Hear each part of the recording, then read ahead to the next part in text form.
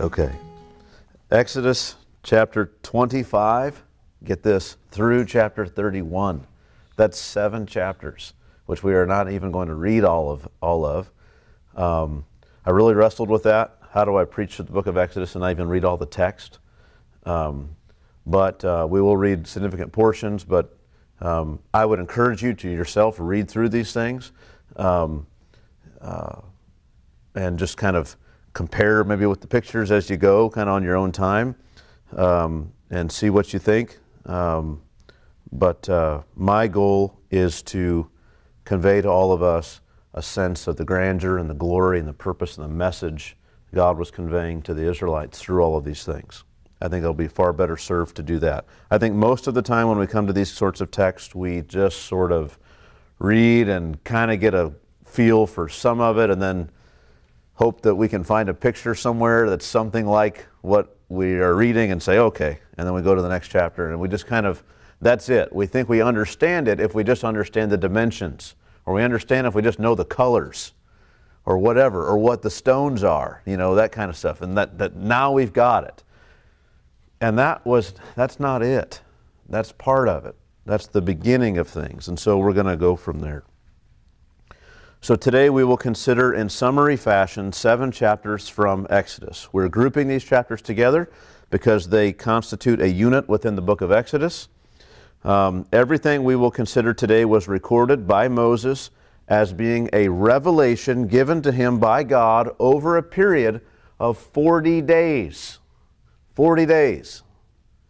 He's up there on the mountain with God for 40 days before he comes down. And during that 40 days is the revelation of Exodus 25, 26, 27, 28, 29, 30, 31. That's what happens. Also, everything within this unit has to do with the instructions God gave to Moses concerning the tabernacle and the worship of God which was to take place within that tabernacle. There are more things God says later about certain feast days and certain sacrifices and certain things where he describes in more detail about how certain things are supposed to happen, how you're supposed to act. But in terms of the building of the structure, this is, and where things are to take place, this is to be used for that, this is to be used for that. That happens here. And all of that happens within this unit. Finally, the design and the build of the tabernacle was from instructions given to Moses by God himself. So all of these things, it's not just Moses saying, you know, I think we're going to design it this way. It's God saying, this is how you are to design it. This is how it's to be built. It's to measure this big and this high and this long and this wide. All of those things are dictated to Moses by God. So with that, I'll just say the title for the message today is Built from Pattern. Built from Pattern. And we will look then, beginning with Exodus chapter 25, and just begin to work our way through portions of the text, kind of taking a chunk at a time. The first thing I want to consider is these first 9 verses. And here we have a free will offering plan. Let's consider this. The Lord said to Moses, actually let's back up in verse 18. Moses entered the cloud and went up on the mountain, and Moses was on the mountain 40 days and 40 nights. That's the summary statement. Now, he is, where is he now? Moses is on the top of the mountain, having entered the cloud where the fire and the lightning and all that stuff looked like it was coming from, the thunderings, all that. He enters into that place up on the mountain and is there for 40 days and 40 nights. And this is how it begins, according to Moses. Now, this is a conversation that could have happened in 40 minutes. All what we read in these 7 chapters. But it didn't. It took 40 days. Think of that. 40 days to be shown all these things and told all these things. Moses left with a thorough understanding. Right? Okay, so here goes. The first 9 verses. The Lord said to Moses, speak to the people of Israel that they take for me a contribution. It's the first time God's asked them to do anything for him. Take for me a contribution. Every man whose heart moves him, you shall receive from every man whose heart moves him, you shall receive the contribution for me. And this is the contribution that you shall receive from them: gold, silver, and bronze, blue and purple and scarlet yarns and fine twined linen, goat's hair, tanned ram skins, goat skins, acacia wood, oil for the lamps, spices for the anointing oil, and for the fragrant incense, onyx stones and stones for setting, for the ephod and for the breastpiece. And let them make me a sanctuary, that I may dwell in their midst, exactly as I show you concerning the pattern of the tabernacle and of all its furniture, so you shall make it. So what's the idea? God says, okay, I'm going to be with you. We're here at the mountain now. We've covenanted together. You've agreed to covenant together with me and I with you. And the first thing we need to do is you need to take a contribution for the people, for a dwelling place for me. If I'm going to be with you, you're going to have to build me a house, right? A place to stay. Which seems odd because God doesn't seem to want or need a house, but there's something He wants to do to manifest Himself in such a way among them in this way. And He wants them to contribute all these articles, these various things: gold, silver, bronze. He doesn't want iron. He doesn't need that. Blue and purple and scarlet yarns. He doesn't want the brown, right? He wants the tanned ram skins. He wants the, it's these things that He's asking for. And He's asking them, He's not demanding it as a tax. He's saying, anyone in whose heart it is to give me these things, tell them to bring them. The king has need of them, right? And this is the idea. Every man whose heart moves him. It was a willing and glad gift. It was an expression, you might say, of their love for Him, of their gratitude for having delivered them from Egypt, and also certainly a felt dependence upon God. Because you might say, these were people just a few chapters ago were saying, I wish we were back in Egypt, not out here being led around by this God and having to eat these things, and we not know where we're getting water, and we don't know where we're going. And then God says, whoever wants to give me something, they can give me these things. And part of it would be love and gratitude, but part of it also, I think, is a felt dependence upon Him, to know that we're out here in the middle of nowhere. He can deliver us. He can secure for us the things that He's promised. We need Him to be with us. And so I want to make sure He's welcome, and He knows I want Him with us, and so I'm going to give Him these gifts. I think all of that is in there. It was a sacrificial gift, fit for a king. It wasn't just any old, again, it wasn't iron. It was gold, silver, bronze. It wasn't just any old cloth material that you had. It was the blue, the purple, the scarlet yarns, the fine twined linen. Where did these slaves get this stuff? Well, from Egypt. When God judged the Egyptians and the Israelites plundered them, now God is receiving out of the abundance of the spoils of war, which He won, offerings to build a place for Him. It makes perfect sense. It's perfectly fair and reasonable that out of the things that you were provided, when I delivered you, that out of those things, you build me a place to stay. And so, this is the idea. It's the Egyptian spoil that is given to honor the one who had delivered them. Now, this effort to get to solicit from the Israelites willing offerings, you might think, well, that wouldn't go over very well. How does it go whenever the government comes to you and says, hey, we're having a project, we're going to fundraise. Anyone who wants to give, we are taking donations. Like everyone says, no. Nope, not going to happen, right? I would submit that's probably, you can think of it that way, but the reason nobody gives to that is because we don't think we owe the government anything, because we think they screw everything up that we give them.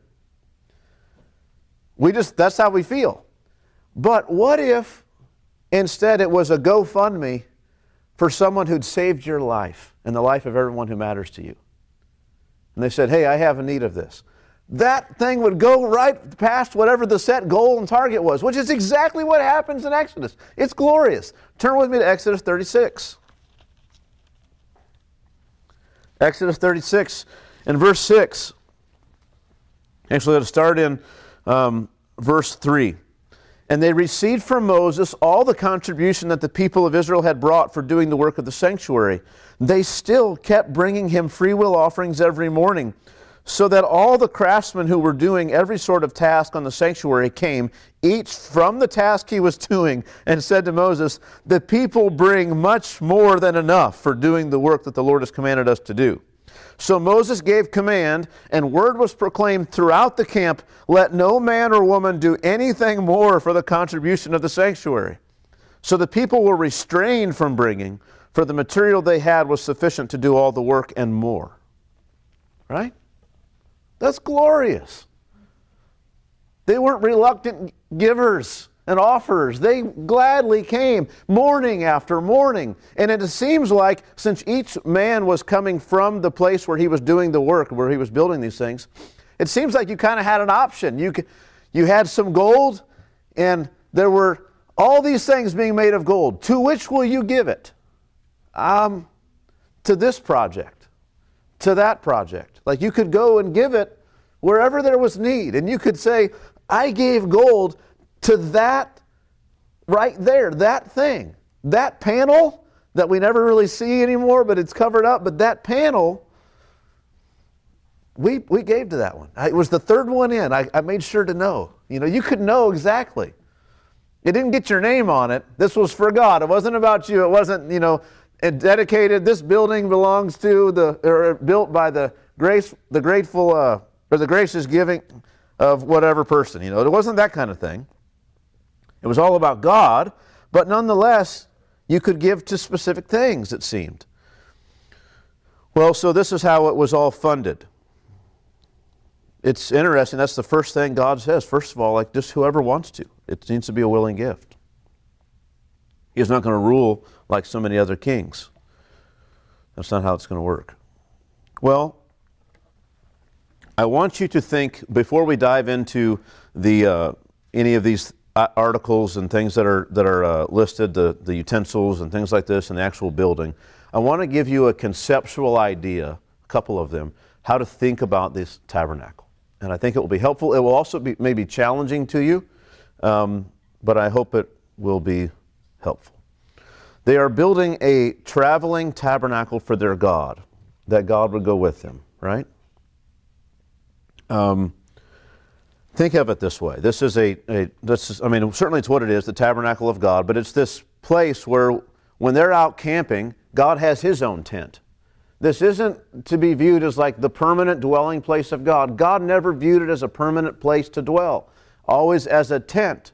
Something when they were living in tents, He was dwelling with them in a tent. But what sort of a tent would He have? Okay. So this was common as an idea, as an understanding in the ancient world, that when they would travel, especially when they would go out to war or other things, they would bring with them their God. If they were traveling for a long time, they would bring their gods with them in some sense. Armies would travel with their gods, and their gods would be carried on a shrine with poles. Sound familiar? Or on a cart, like in later Israelite history, which they shouldn't have done. And it would dwell, the shrine would, and then the god would dwell in a tent when the armies came to settle somewhere. Then in their battle, the gods would do war in the invisible realm, one nation's gods with another nation's god. They'd do battle in the invisible realm, while the physical armies would do battle in the earthly realm. When the battle was over, the gods would return to their tents. Then we have ancient stories about gods in their tents, and their literal word, this tabernacles, and they would go out and they would have some dispute between the gods, and they would settle it, and they would go back, return to their tents, to their tabernacles. This was common. It was a common understanding. Many of the gods were worshipped in tent shrines permanently. They were always in a tent, but the tent would move from place to place, but that god always dwelt in that tent, wherever it went. The Phoenicians had a god that they transported around the land in a portable shrine. This was their understanding. The Mesopotamians had a tabernacle made for one of their gods in which he would travel. And when the traveling was done, he and all the utensils used to worship him would return to his permanent temple. So it's like every so often the god would kind of make his rounds around the cities. When he would leave, he would have this tabernacle that they would go in. And when he got done with the travels, he would go back to the temple, right? sounds familiar. And it's a little bit uneasy as a Christian when you read these things to think, wait a minute, this sounds like the pagans did some of these things. What's up with that? We'll get there. We'll talk about that in a moment.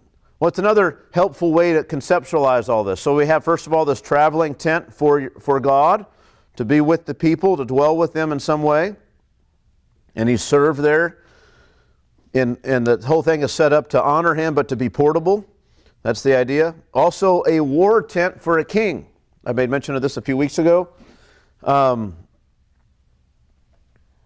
war tent for a king.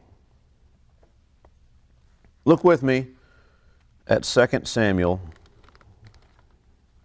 chapter 7, verse 6. Really, this text could go with the last point or with this one. Either this idea of a God living in a tent, traveling, and not having a permanent home, or this idea of a war tent.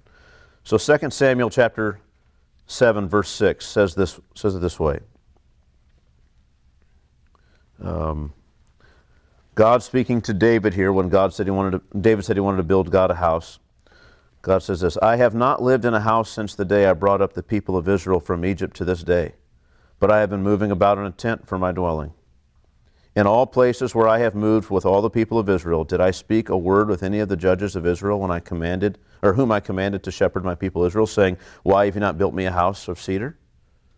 Right? He's saying, look, I've never instructed anyone, like when we started back in Egypt, in that tent, when we came out, I came out and I delivered you, and I lived in that tent and dwelled with that with you. And then when we came to the land, and all you started building your houses, I never instructed anyone to build me a house. I never asked for any of that. I have been forever, always, just in this tent, not in a permanent place.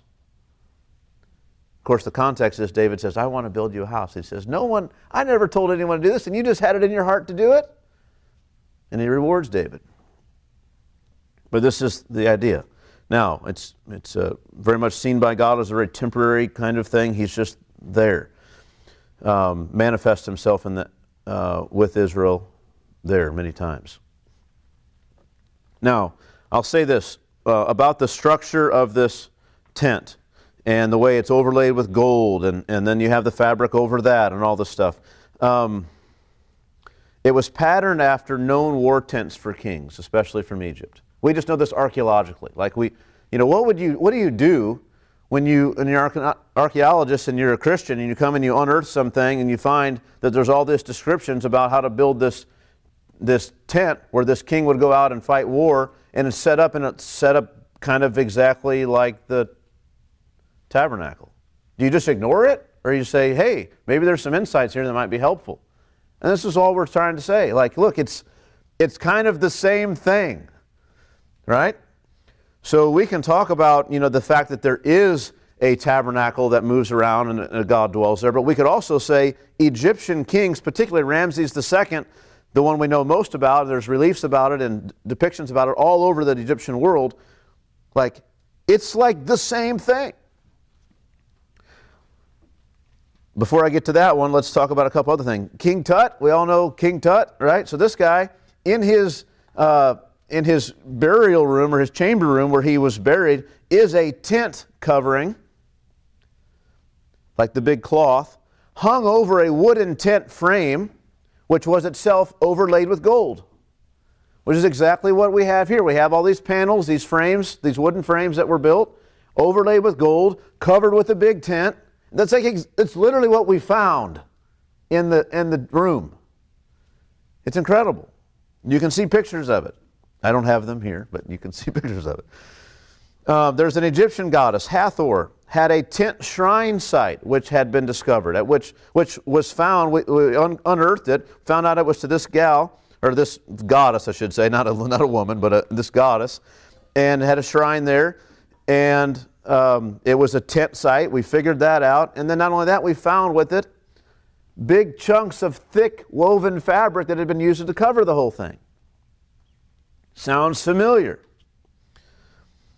We see wooden frames fitted together with mortise and tenon joints, overlaid with gold, exactly like what we're told here. The tabernacle of Ramses II, very famous. It's set up so that it's set up in a rectangle, measuring 2 to 1, the whole courtyard, just like this is. And it's faces north, south, east, west, right? But it faces east. You enter through the east, through a gate that is in the very middle of that wall, exactly like what we have here. The courtyard, again, is a 2-to-1 pattern. Inside there's a tent of rooms where there's 2 rooms. There's the front room. That whole tent of rooms is 3 times as long as it is wide. The first 2 lengths is the front room. The last square that's where Pharaoh is.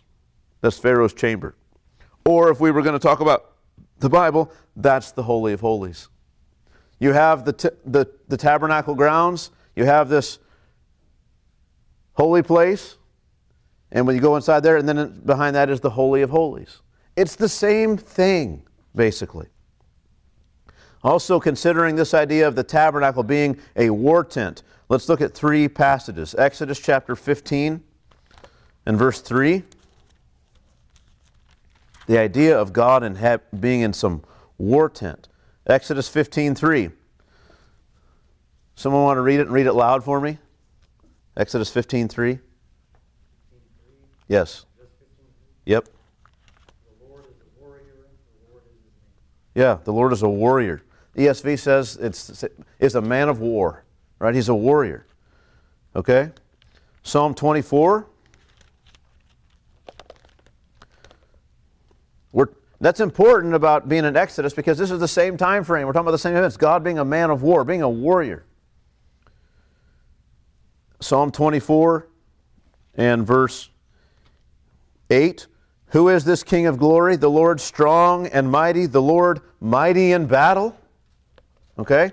Now you just say, okay, I could go to a lot of texts to look at that. Well, that's kind of the point. We could go to a lot of texts to see that kind of thing. But turn with me to one last passage, which I think is the clincher. Numbers chapter 10 and verse 35.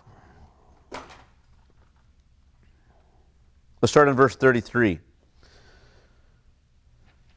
So they set out from the mount of the Lord, 3 days' journey, and the ark of the covenant of the Lord went before them 3 days' journey to seek out a resting place for them. And the cloud of the Lord was over them by day whenever they set out from camp. And whenever the ark set out, Moses said, Arise, O Lord, and let your enemies be scattered, and let those who hate you flee before you. And when it is rested, he said, Return, O Lord, to the 10,000 thousands of Israel. You get that? So when we leave, and the ark goes forth, and now God is leaving us. We had this tent, and now he goes, and what does Moses say? Arise, and may your enemies flee before you. Like we're talking about, we're on a conquest. And in fact, he's in this tent until the promised land is at least beginning to be conquered. Like this is what we have.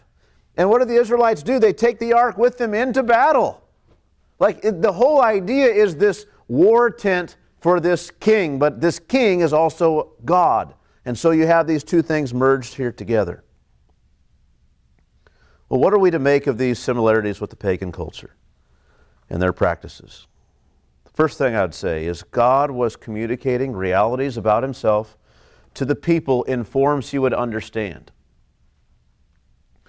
You might have a dream. Maybe it's from God. And there are certain things that happen in the dream. Someone's driving a car, or you're in a car and God shows up, or something. Like, I don't know what it is, whatever happens in the dream. But like those things that happen in your dream make sense to you because you live in this culture. And God can do the same thing. He can speak to the people of Israel and communicate things about himself within the context of that ancient culture and society. What does it mean that, in those cultures, when you put on a new garment, you put on inheritance rights and you assume a new identity? We don't have that. But they all had that. They had that in ceremonies. They had that in religious observances. They had that in family rituals. They had that in civil things. They had that kind of practice. We look at it and think, well, what is that? Well, just because some pagan does it doesn't mean we're borrowing it from pagans. It means God says, I'm trying to communicate to you, you're somebody new. And we go to the New Testament, it says, you've put on the Lord Jesus Christ and things like this. And we have Aaron getting on new garments and all these things that belong then to them. and infused them with certain rights and responsibilities and a new identity. And this is what we see. We're not doing it because the pagans do it. This really means something. It communicates something of something true that's happening. But it's got all these trappings that are, tied up with the time and the circumstances with which it was communicated. Now, so you have a common and widespread culture in the ancient world. These things were understood, things were done a certain way, and God does them this way for them. What else? There are remarkable differences also between these historical artifacts and things that we read about. Even though I've talked to you about the real similarities, and that may be really eye-opening for you, there are also massive differences.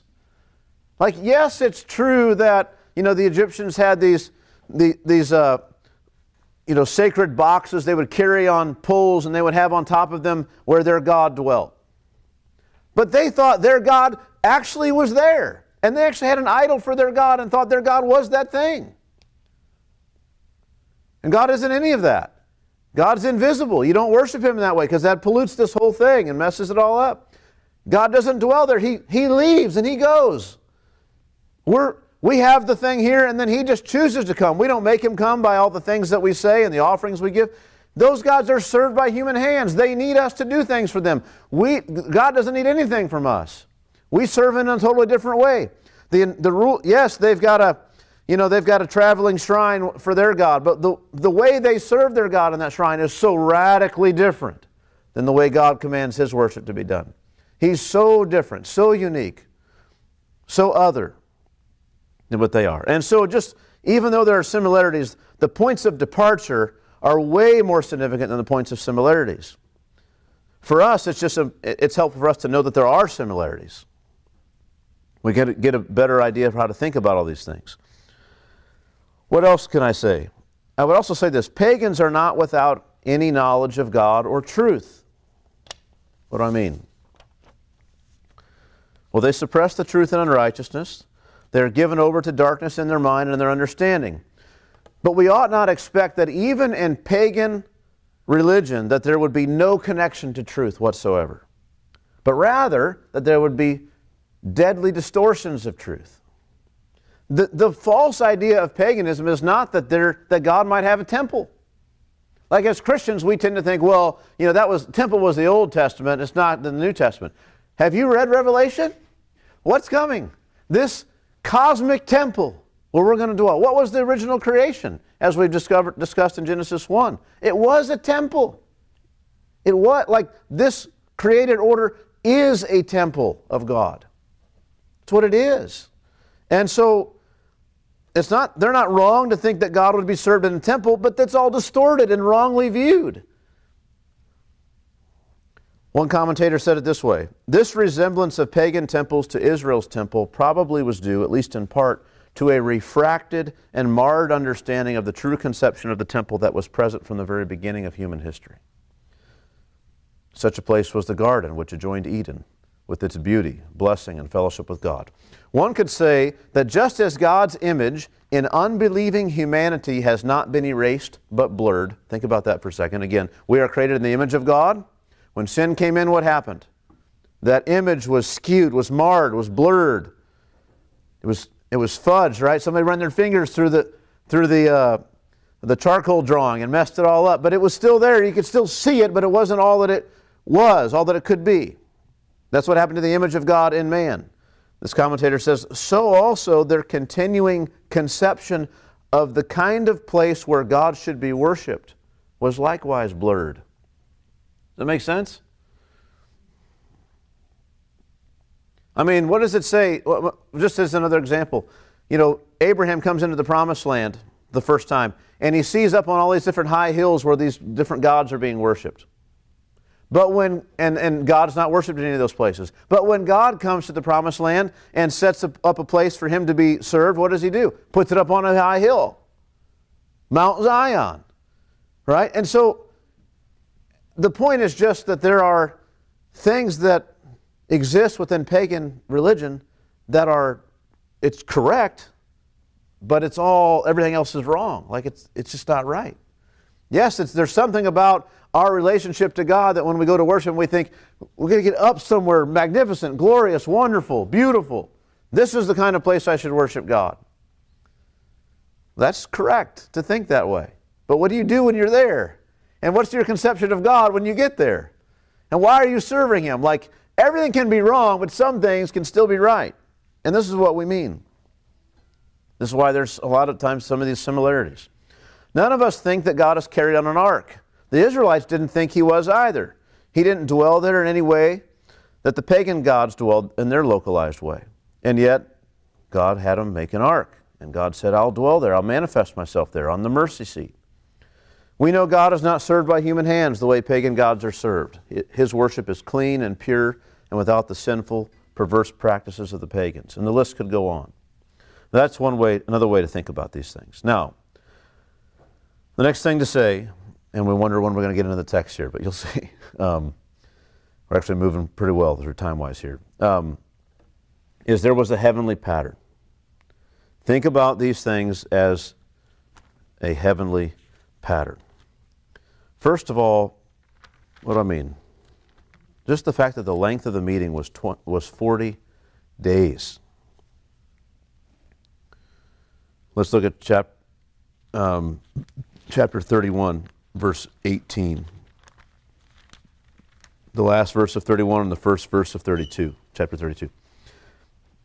So we start out, it was 40 days and 40 nights, and we get to the end of chapter 31. And he gave to Moses, when he had finished speaking with him on Mount Sinai, the 2 tablets of the testimony, tablets of stone, written with the finger of God.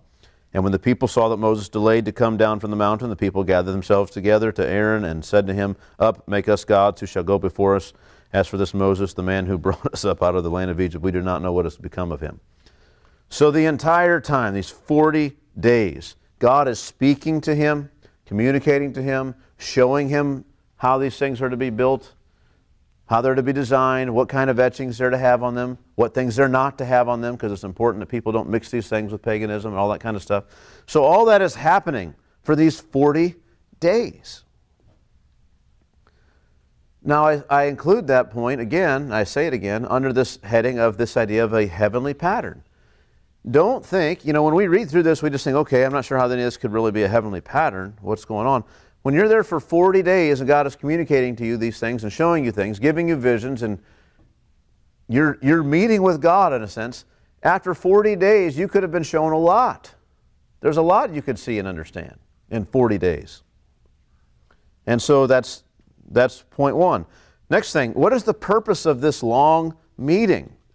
I think one is to communicate clearly to Moses what the pattern is, to convey to him all that information. He's not just delaying for 40 days, kind of just waiting, and at the last little bit, he just says a few things to him. Moses has been out there 40 days wondering if God's going to show up.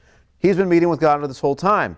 So he wants to make it abundantly clear to Moses, but also to make abundantly clear to the Israelites that Moses had received significant instruction and significant insight into how the tabernacle ought to be made, that their ideas about how to cut a corner is not right. That their idea about, well, maybe it should be built this way. No, Moses is building it according to the pattern that he's been given. Why don't we put this design on it? Because Moses has been shown the pattern. I think the wings should go this way. No, Moses has been shown a pattern. He's doing it faithfully according to what he was instructed to do. And so the idea is that this was shown to Moses that what was built would truly conform in some way to the realities which he witnessed with God on the mountain. What were these patterns? What were these patterns? Well, let's look just for a moment. Exodus chapter 25 and verse 9. He is to build these things. It says, exactly as I show you concerning the pattern of the tabernacle and of all its furniture, so you shall make it. So what has a pattern? The tabernacle, and what else? All its furniture has a pattern. There's something he's seen on the mountain, build it in this way, and then he's to go and build it that way. But what he saw on the mountain, how about chapter 25 and verse 40? And see that you make them after the pattern for them, which is being shown you on the mountain. Notice the present tense, being shown. It wasn't a one-time he saw a picture of it, all of a sudden he's got to go remember that. It's being shown you. You're seeing all of this continually.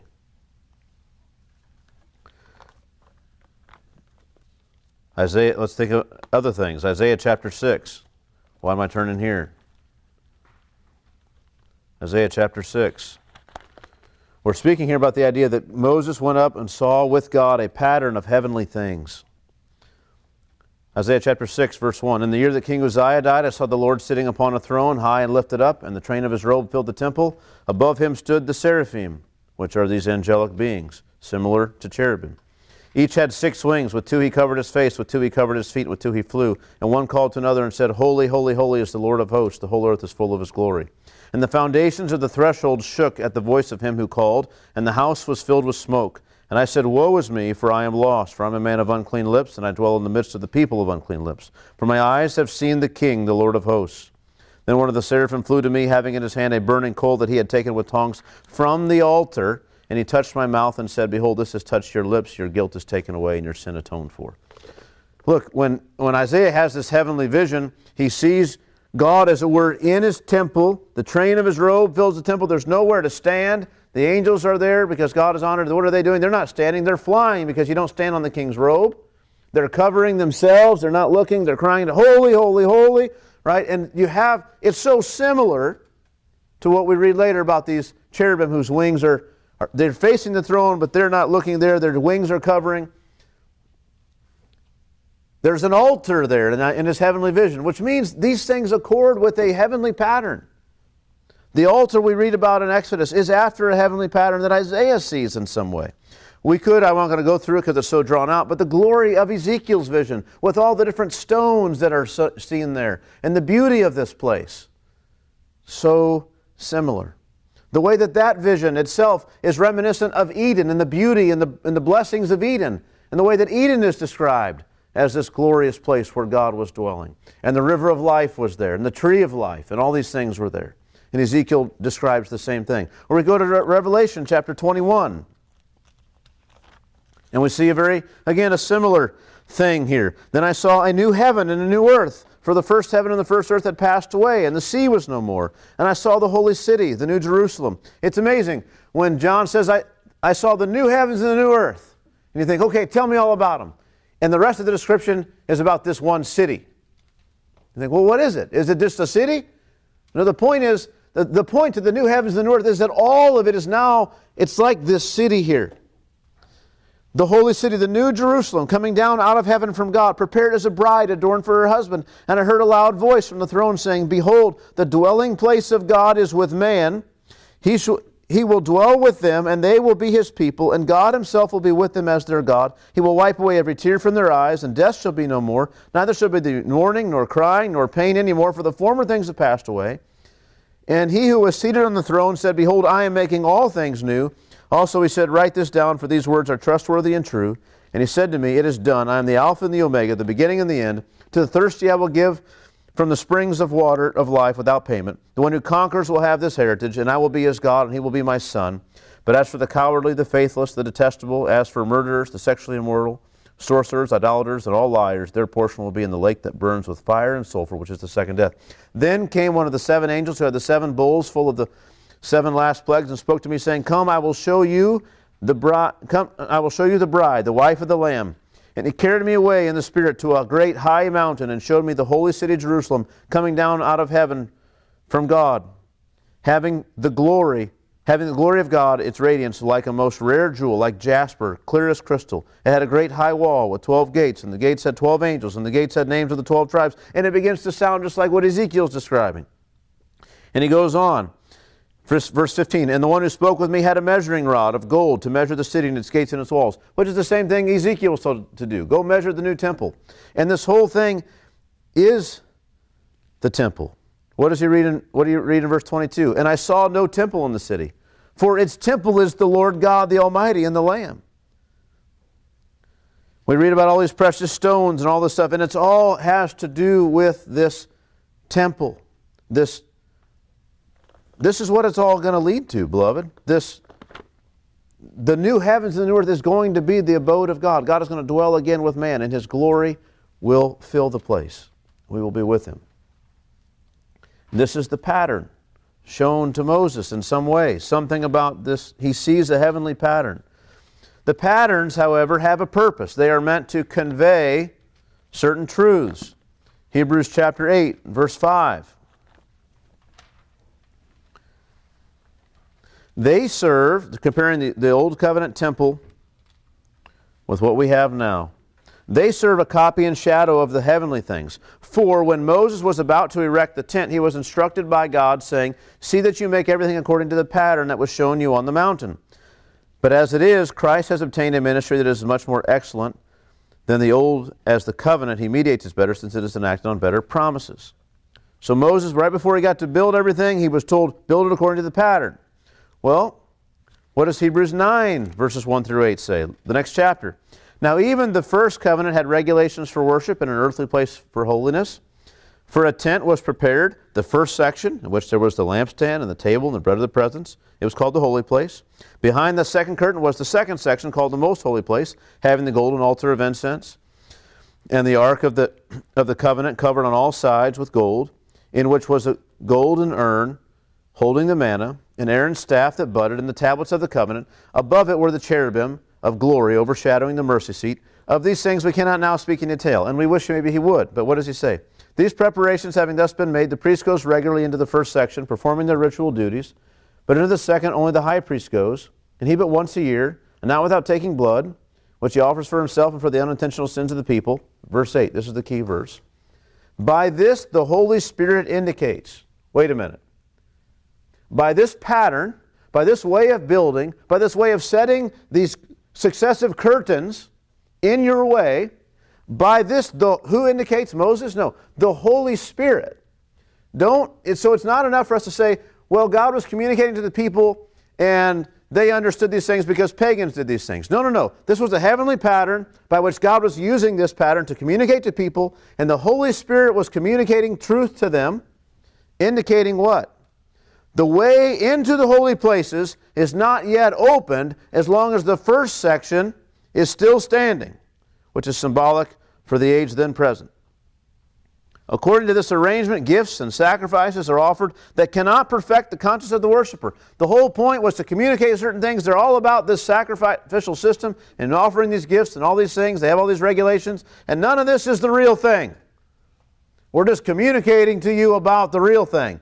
And the one thing you need to understand for sure is the way into the real place, the way back to God, is not yet opened. It's not yet opened. Though God's dwelling with them, helping them, covenanting with them in so many ways, the way really to get back to God is not yet opened. It's incredible. This is what we're told. Well, we have kind of three sections to the whole thing. There's the courtyard. There's the first section of the tent itself. And there's the third section, which would be the second section of the tent, where God is. I say to you this, the symbolism of these things, these patterns, each represents something. Bear with me. The whole courtyard of the temple, of the tabernacle, represents earth where humanity dwells. The second section, the first room of the tent, represents the heavens themselves. And the third section is the unseen heavenly abode where God is. Now, on the one hand, these represent these larger realities, the whole earth, the whole earthly realm, then the heavenly realm, and then the hidden heavenly realm, the spiritual realm. But also they all function in the temple as well. Every one of these things that exist, these areas function in the temple as a place where God is worshipped. And so I want to go through these things quickly without going through the text, because I don't think there's need to for this. So if you go look at these pictures. This first one, the Ark of the Covenant. Well, what does it do? I'm not going to read the description of how it's to be built because we're looking at it, right?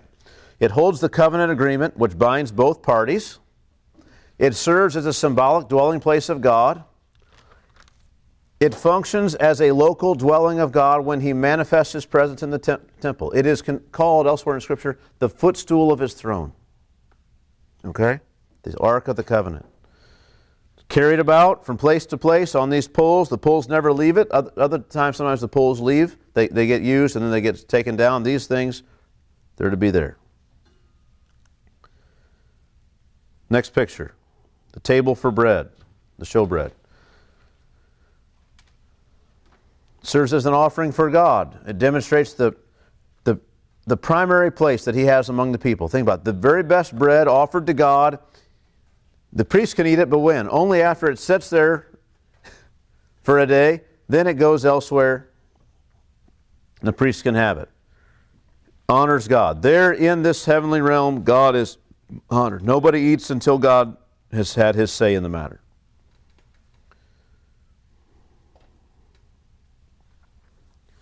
We'll come back to that one in a moment. The golden lampstand. Next picture. Right? The lamps themselves, it is a lampstand. You have a lampstand and then on top of it are the lamps. The lamps themselves are likely representative of the 7 known luminaries of heaven. That might sound a little weird to you, but just understand, we think of the sun and the moon and all the stars and the galaxies and all the stuff. The ancient world, it's not that they didn't understand the stars. They see more stars than you ever saw, right? They saw stars all the time. But in their minds, they all said there were 7 luminaries in the sky. The sun and the moon, and there were 5 planets that you could see with the naked eye. 7. Now, and there are 7 lights here, right? Again, it represents, in my understanding, the heavenly realm, the sky. You have there, okay, the sun, the moon, the 5 planets, this idea of the ancient world.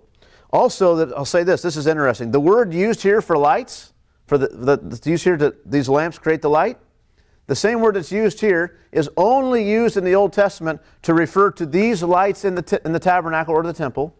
And the only other time it's used in the entire Bible, you might remember from Genesis, it's from Genesis 1, where it says that He created the lights, right? And the greater light and the lesser light. And He doesn't mention the sun and the moon, doesn't mention them by name. And we said that one of the main reasons for that was because those luminaries in the sky are worshipped as gods in these other pagan religions and have names. And then it's not that the Bible's afraid to use the word sun or moon, but in the Genesis account where these things are being created, it just refers to them. They're just lights. And here, it's the only other time that same word is used, lights. The same word for lights is used again here. It's the only time. When these lights from this golden lampstand are being referred to.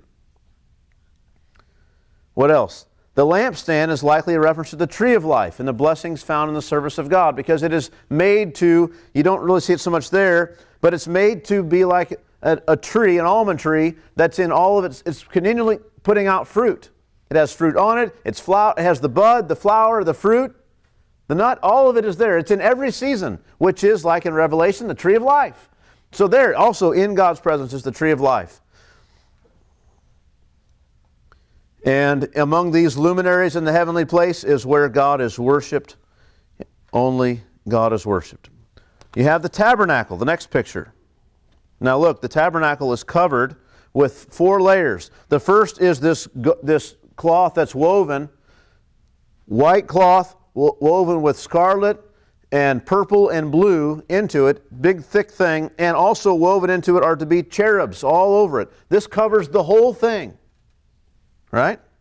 Then on top of that, you have another covering, this one of goat's hair. And it's a bunch of different strips, and they're all sewn together. And then in the middle, they're clasped together with gold clasps. Then the next one you have ram's hide, tan red, all sewn and woven together in a big covering. And then you have another one, which is either, the translations differ. The King James says badger skins.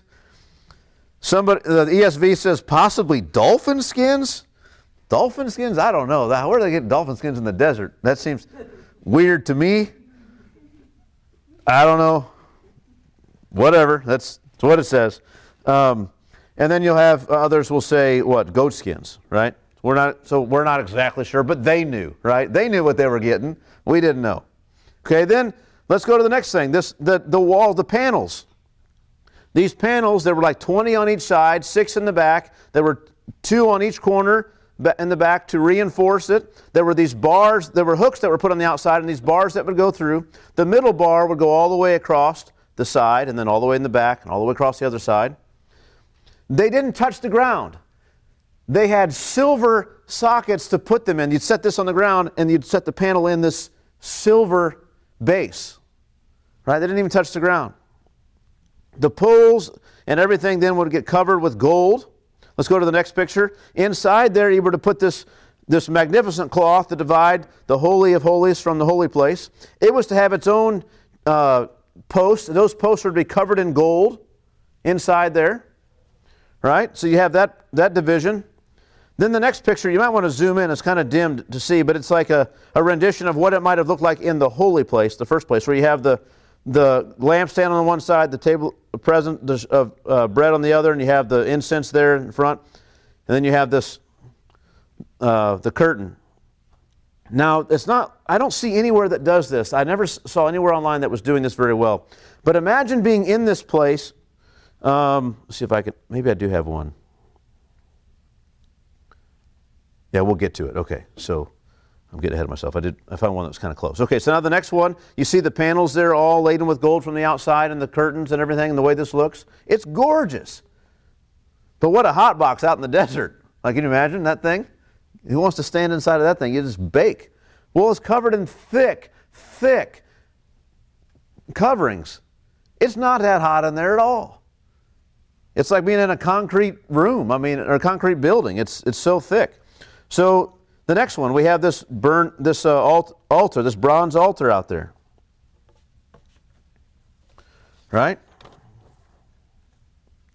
Bronze altar. First of all, it's made of bronze. It's not made of gold. Everything inside the Holy of Holies is gold. Then we have gold and silver. Now out here, a little further, representing the earth, we got stuff made of bronze. It's not as precious, but it's still part of this tabernacle. We have this bronze altar. Well, what was the altar? It was made of earth, you remember? And uncut stone. So whatever you had underneath the altar to build it up, it was earth or uncut stones. And then you had this altar of bronze on it. And its utensils were all bronze. It had its own poles to be carried. And so this is outside there, very much connected with the earth. It's not as holy and precious as the rest of it, but it's still part of this whole deal. What else? The court of the tabernacle. You have this border. And you have all these posts. The posts are themselves not covered with gold or silver completely, but they have silver bands wrapped around them.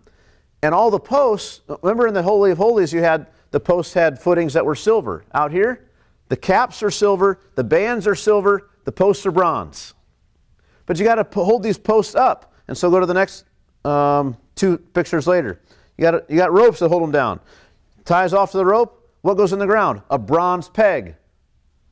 All the pegs are bronze. Go back a picture. You have a gate in the middle, on the front side, on the east side, of the same cloth as the gate into the holy place and into the Holy of Holies. It's the same kind of fabric, but this one doesn't have cherubim on it. It's to be woven and with skillful, embroidery and stuff, but it's not cherubs on it. So we read about that. Then we read about the next thing to read about, I don't have a picture for, is oil for the lamp. Or it just says, look, they're going to have to burn this oil perpetually, continually in this place before me. Pure oil, the best oil, would light the lamps in the holy place. You have priestly garments. We have some pictures of those. If these look a little hokey to you, I'm sorry. The next two pictures, these are artist renditions, but you can go to Israel and find these exact same things. It's their view, too, of what these things might have looked like.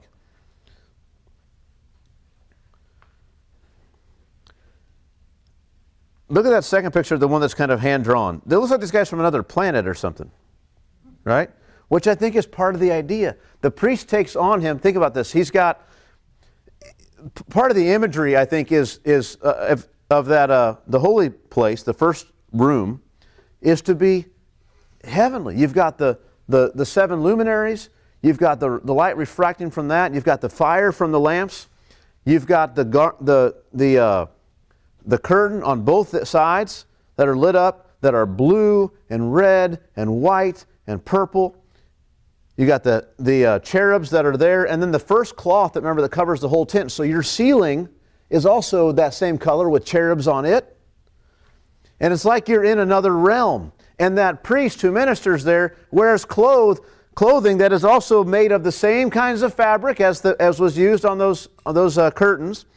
And then also has even though he's dressed in white like all the priests, he has, as the high priest, a blue garment that goes over that, and then the ephod, then the breastplate, which has 12 beautiful stones, which in all the other pictures of visions of God and of the temple and things are found there in the heavenly temple as just being amazing. We just saw one of those stones, in fact, when the elders saw just the feet of God on the mountain, and they saw this beautiful, was it jasper was the stone? I can't remember what was used. This beautiful, maybe it was sapphire, the way that it was translated. I don't remember. But and it's this way. He has these stones on him that mark him out in this way as splendid and glorious. Also have the names of the people of Israel on it, right? All this kind of thing. He takes with him the Urim and the Thummim. He puts them in the breastplate.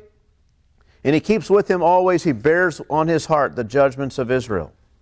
He has a metal band on his head that says, Holy to the Lord. That's golden. He's got this turban. It looks like he goes in this place that looks like it's otherworldly, and he himself looks like he belongs there as a worshiper of God, as a servant of God in a heavenly realm. It's made to look this way. Then we have the next chapter, chapter 29. I don't have any picture here, but we have the consecration of the priests, where blood is put upon them. As I read through that chapter again and again, these words stood out to me, and I would just remind you of them. When we are consecrating the priests for their service, this is what stands out. Words like atonement for them, peace offerings towards God, the ordination of the priest, a food offering to God, a pleasing aroma is made, another offering is made. This is the people's contribution to God. We read this kind of things over and over again. Look at verses 42 through 46. Let's just read those. It shall be a regular burnt, chapter 29, 42 through the end. It shall be a regular burnt offering throughout your generations at the entrance of the tent of meeting before the Lord, where I will meet with you to speak with you there. There I will meet with the people of Israel, and it shall be sanctified by my glory. How will he sanctify it?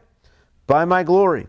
I will consecrate the tent of meeting and the altar. Aaron also and his sons I will consecrate to serve me as priests. I will dwell among the people of Israel and will be their God, and they shall know that I am the Lord their God, who brought them out of the land of Egypt, that I might dwell among them. I am the Lord their God. That's the statement made when he consecrates the priests. They will serve him, he will consecrate them to him, and he will be with the people and be their God. Then we read two pictures later, the altar of incense. This would have been right in front of the Holy of Holies, in front of that curtain. And what does it do? It's a pleasing, pleasant smell before God. You got to remember the temple grounds, the tabernacle is a place of sacrifice and slaughter. It doesn't smell great there. Flesh is continually burning. But there where God is, there's this sweet smelling incense, right? Always burning before him. So it smells pleasant, but also it's there in a sense hiding the presence of God like a cloud. You have a census tax. Tied up with this, a census tax? Tied up with the worship of God? Yes, the census tax. What's it for? Well, the people are told, when they do it, look at verse 12, then each shall give a ransom for his life. So in terms of their service of God, a ransom for their life.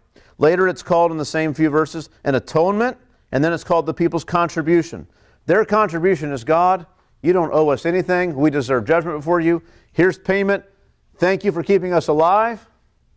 We acknowledge we're sinners before you, and here's our contribution. It kind of does all of that. And they make this contribution. There's this bronze basin, which in 1 Kings is called the sea. Go to the next picture. This bronze basin, and you could, yeah. It's in 1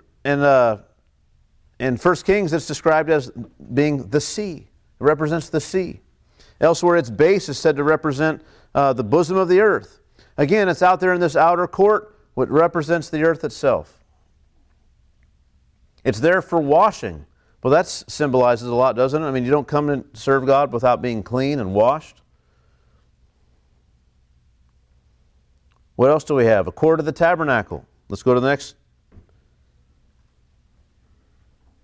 picture. You see the whole thing, the court of the tabernacle, where you have this border all around, separating it from everything else. What else do you have? You notice what color is that wall?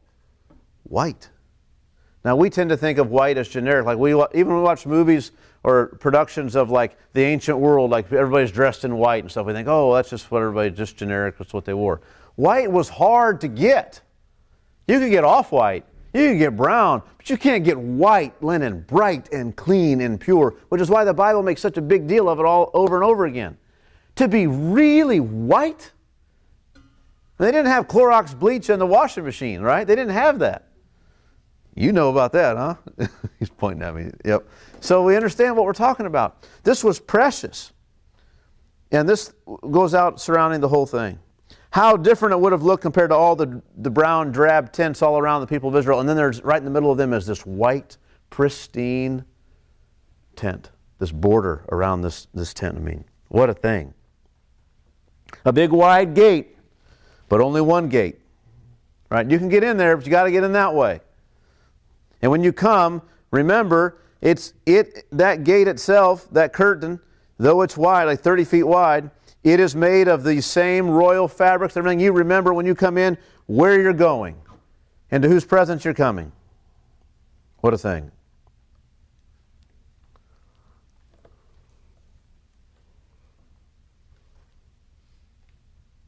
Remarkable. We had the census tax, we got the bronze basin, we see this court. There's this anointing oil and incense that God describes in chapter 30, verses 22 through the end of that chapter, where both the anointing oil and the incense, now understand this, is God's special brew. He says exactly how to make it. It's got to be made that way all the time. And then, get this, no one else is allowed to make anything like it. So it's copyrighted by God. What's the penalty for breaking this off? The last verse of the chapter, whoever makes any like it to use as perfume shall be cut off from his people. So I've patented this mixture, and if any of you make anything the same, well, actually anything even like it, you're cut off. So there's no one, when you smell the incense from the temple of God, you know that smell. And there is nowhere else in Israel where you smell that smell. It's only there. It's the best smell, and it's the only place you can smell it. Right? This mixture. What a thing. Both the anointing oil and the incense, both things are prohibited in that way. No oil like that, no incense like that. Then there are appointed workers. Bezalel and Oholiab. These men, appointed workers, they're skilled. Give you one example of how skilled they might be. And also would draw on another point to you. Turn to Exodus chapter 38 and verse 8. We're almost done here. Exodus 38:8. Reporting about how all these things are made when they were actually made. It says, He made the basin of bronze. That's what we had that picture of, that bronze basin. He made the basin of bronze and its stand of bronze. Ready? From the mirrors of the ministering women who ministered in the entrance of the tent of meeting. You got it? They had their bronze mirrors. That's how mirrors used to be made. You'd polish that thing up and you had a mirror, and it was a pretty good one. They took their mirrors, these women, donated it for the bronze. They put it to the bronze section, and that guy made this basin from those mirrors. What a thing. As you wash, am I clean? Well, look down at the side of the basin, and you got just mirrored reflection of yourself. You can see. This is the way it was. These men were skilled, good at what they did. And then you have the Sabbath command, and we end with that, the Sabbath command. It seems like a strange thing. You get to Exodus chapter 31, all this talk about the temple, and notice what he says, verse 12. And the Lord said to Moses, You are to speak to the people of Israel and say, Above all, you shall keep my Sabbaths. For this is a sign between me and you throughout your generations, that you may know that I, the Lord, sanctify you. I was really troubled about this verse and didn't know what I was going to say for a while until it hit me, the answer to it. It's weird to think about God giving all these directions for the temple and say, above everything else, keep the Sabbath. And then in the New Testament, we have Jesus breaking the Sabbath And he gives a reference, and his defense is, well, don't you know that in Moses, how the priests break the Sabbath in order for not to break the law of Moses and to observe things at the temple? They do things at the temple, and they violate the Sabbath. It seems like Moses is saying, there's all this important stuff about the temple, but above all, keep the Sabbath. And then Jesus comes, it seems like, and says, no, the temple is more important than the Sabbath, and I'm more important than the temple. It's like, I don't disagree with Jesus. He's more important than the temple. But as to whether or not the Sabbath or the temple is more important, it seems like, at first reading, like Moses and Jesus disagree. And so I was trying to figure this out. And then it dawned on me that the Sabbath regulations don't really have so much to do with the temple as they have to do with God's service. And the idea is this: there are certain priests who are given the service of the temple. Their way of serving God is to serve in the temple, to make sure the temple, all the things that God said to happen in the temple happen all the time without fail. That's their job. They're to protect the temple grounds. They're to keep it and tend to the whole temple. There are other Israelites, most of them, who are not priests in that sense. But they are still a kingdom of priests. And the way they live and dwell with God in a way that pleases God is, above all else, they keep the Sabbath. Their job is not to prefer the Sabbath over the things happening in the temple, but outside the temple, where they have a job to do, they're to keep the Sabbath. It's the most important thing, which then fits exactly with everything we'd already been saying about the Ten Commandments. That the Sabbath was not important in and of itself, but as the sign of the covenant was the most important one. And so it makes perfect sense, but at first blush, I wrestled with this for a long time. But what else do you notice, though? It still might be weird to think about why the Sabbath is included here. Notice this, verse 15. 6 days shall work be done, but the seventh day is a Sabbath of solemn rest, holy to the Lord. Whoever does any work on the Sabbath day shall be put to death. Therefore, the people of Israel shall keep the Sabbath, observing the Sabbath throughout their generations as a covenant forever. It is a sign forever between me and the people of Israel, that in 6 days the Lord made heaven and earth, and on the seventh day he rested and was refreshed.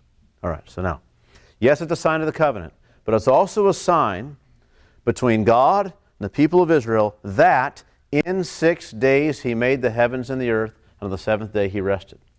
And this is a sign that functions between them as a covenant sign of their agreement, and also as a reminder of how God created the whole heavens and the earth and everything.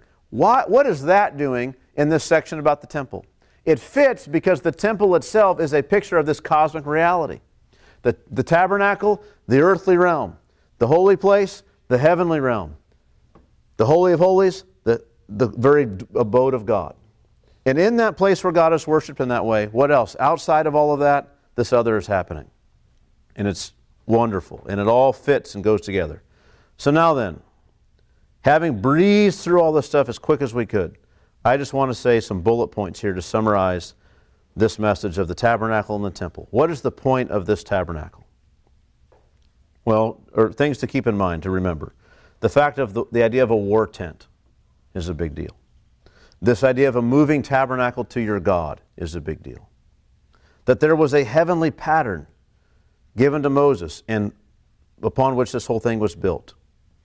That there was a message communicated to the people about heavenly realities, about their standing with God, about things that God would one day do that He hadn't done yet. There's all these things being communicated. That it is a holy temple. That it is a beautiful palace for a king. That worshipers must be atoned for. But it is also the place where God can be fellowshipped with. Those are kind of these headings, this idea. I'll just read through them one more time and we'll just close. This tabernacle was a war tent for a conquering king. It was a moving tabernacle for the people's God. It was made after the heavenly pattern that's existed in God's abode for eternity and will one day be manifested in a true reality forever. It communicated messages to the people about God and about them, and about sin, and about the world. It was a holy temple where God must be revered. It was a beautiful palace where the king could be seen in his beauty. It was a place where worshipers must be atoned for and where they could be atoned for to have their sins removed from the presence of God. And it was a place where God could come and be fellowshiped with. That was the tabernacle. If you get those things, then in a sense, who cares about this article or that article, or this utensil, or how this thing was built? None of that matters so much as matters those key facts. These are the things the rest of the Bible picks up on about this. These are the things I want to leave you with. Now, hour and, 10 minutes, something like that. 7 chapters, right? We didn't read much of it. We read some of it. I would encourage you to go back and read through those things. It's very helpful just to read through it. And I think maybe you'll understand some of the different bits a little better. There was one other thing I'll recommend. There's a lot of stuff online about all this stuff. One thing that I found helpful and where I got some of these pictures from was online videos on YouTube from a place called Bible Scenes. And it's a guy just starting up. And anyway, what he's done, those things I really like. I don't know, I'm not speaking for anything else, but just those things are good. In those scenes, literally a section of Exodus is narrated, and then like you see it kind of coming together and stuff. And it's helpful in that sense. That's all I have. I could imagine there could be questions. There could be, you don't know what to ask. I don't know. Anybody have anything they want to share or say? A couple things, Chad. Yeah. First of all, really helpful the observations about how as you move inward, things get kind of richer. Mm-hmm. And you made the relationship between the earth, the heavens, and then the heaven of heavens. Yeah. Really helpful. I never thought about that before, but it makes a lot of sense. And specifically, it makes sense of why the sea is called the sea. Mm-hmm. Like that actually explains a lot. So very good. And thank you for the pictures, by the way. Those are also helpful here for you. And some of that made more sense than it has in the past for me. A few things. First of all, dolphin skins. Yes, they're in the desert, but they did just come from Egypt, and Egypt is on the sea. Right. If there's any nation in the world rich enough to harvest dolphins, it's going to be the Egyptians. Right. So there you go. And then on the stuff you were talking about at the beginning, God using these things that are kind of part of surrounding cultures as a way of expression to them. What I've always thought about with that has always been helpful to me is as you're reading the Bible, you get the assumption that when God is speaking to people or speaking through people, he is using their language, which mostly is going to be Hebrew in the Old Testament. And it's just like, God doesn't need language. I mean, he's not built like we are. He's not as dependent on those things, but he uses that to communicate with people. I view these cultural details as the same thing. Yeah. It's like what a tabernacle means to them in that time and place is not any more different than what this word means to them in that time and place. Mm-hmm. I view it as the same thing. Right. To me, it's just very helpful to think of it that way. Yeah. So I just wanted to throw that in as being potentially helpful for me, hopefully helpful to somebody else as well. Good. Can you go over what you said about Sabbath again? Yeah. So the way Moses talks about it, like at first blush, when you read through these instructions all about the temple, and then the next thing God says, after all this important stuff about the temple, is above all, tell the people of Israel to keep the Sabbath. Sounds like he might be saying that as important as all this temple stuff is, it's more important that they keep the Sabbath than they observe stuff at the temple. Does that make sense? Sounds that way at first reading. Jesus comes, and as he's breaking the Sabbath in the New Testament, he's being called into question about he and his disciples, and his defense for their activity is twofold. One, he's greater than the temple. But that wouldn't matter. That would just make him equal with the Sabbath. But he says, have you not read that Moses says, and I could read a text on this too, maybe I will, in Numbers 28, where the priests are actually commanded on the Sabbath to offer the normal offerings and then even extra Sabbath offerings. So they don't stop, even in Moses. But you could read this bit about that we just read in this way. But he says, look, even Moses, the priests profane the Sabbath and are held guiltless so that the law of Moses wouldn't be broken with respect to the temple. So his argument is Sabbath, then temple, then me, he says. and they're with me, so don't worry about the Sabbath. But it sounds like from this text, where Moses is giving the instructions about the temple and then the Sabbath, that the temple is here and then it's the Sabbath. Right? And so it just sounds like the two disagree. So, and I was wrestling with that for a long time, and the way really I've reconciled the two is the temple instructions is given to the people of Israel, and specifically what happens inside. We're going to build this thing and what happens inside of it. And then the ministry that happens there is given to Aaron and his sons and the priests. And so all this about the priests. So now, I'm not a priest, so I'm just one of the people of Israel. I'm not in this little box over here. I don't get to do stuff there. I can come in the outer court, but the priest has to do everything, and then I leave. They're the only ones who get to go into that special place. What's my job? I don't get to a job in there. What's my job? Well, my job is, above everything else, keep the Sabbath. Does that make sense? So it's not that I can go to these guys and say, hey, we're supposed to keep the Sabbath, but that my most important duty as a non-priest is to keep the Sabbath as a Jew. And because, he says, that was a sign between God and them with respect to creation. So it's a covenant sign. It's situated in the covenant document, the Ten Commandments, as the covenant sign, but also represents, or is a reminder of what God did in the original creation. And remember, He created for 6 days and then rest, right? Now, there's other parallels here too. So there's that. And that creational idea that the Sabbath is a sign with regard to the original creation and the cosmic things that God did does relate to the temple, because the temple itself is also patterned in such a way as to reflect the cosmic realities that God made in creation. And even the fact that God did this, He took His habitation, His habitation in that creation. He rested from all of His works, and then the people sinned against Him. They were expelled from the garden. They don't get to enter His rest. That tabernacle is there. When it's built, has these curtains. No one is able to enter there with God. What guards the way? The curtains with cherubim on it, just like cherubim guard the way into the tree of life and guard the way into the presence of God in Eden. The cherubim were put there with flaming swords to keep people from coming back. So that Sabbath is a continual reminder that God made the world in 6 days and then He rested.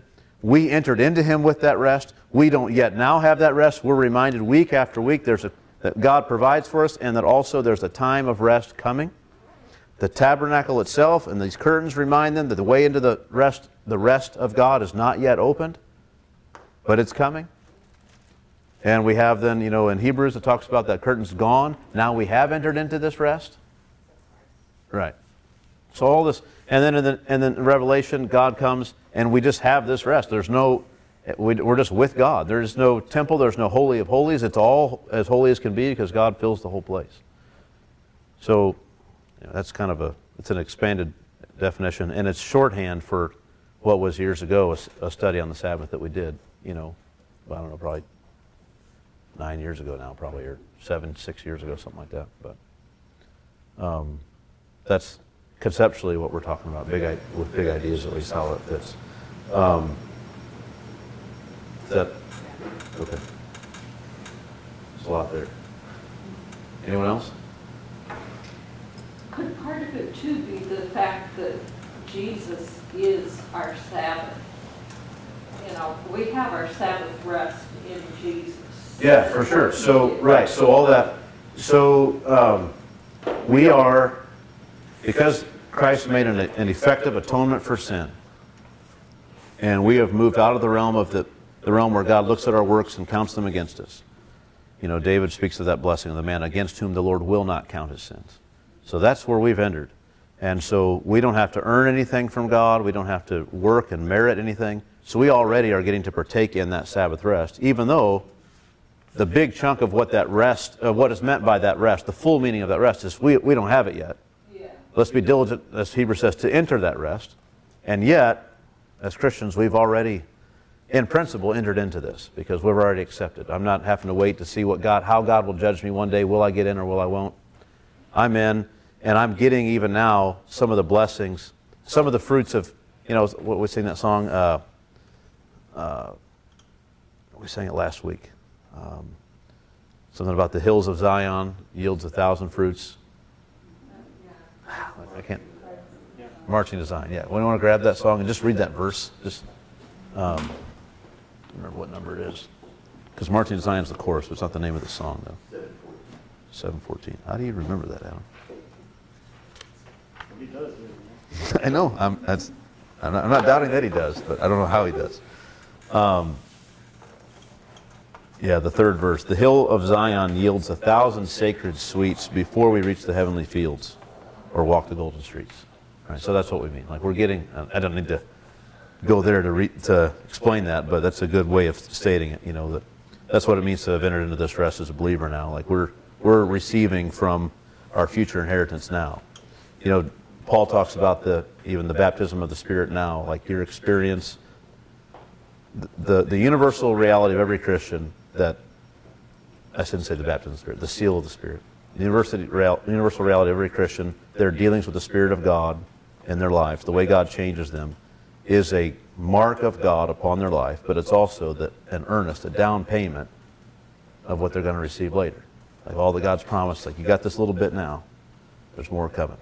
And that's the way Paul describes it. So, you know, it's the earnest money on the contract, right? So, anyway. So in a way, God's kind of putting, he's taking these Israelites and now he's putting structure into their life. Yeah, right, for sure. And, you know, of course, that temple, that tabernacle will become a temple, and, you know, we'll center their worship and their corporate life together for a long time. Until, right? It was added until, Paul says.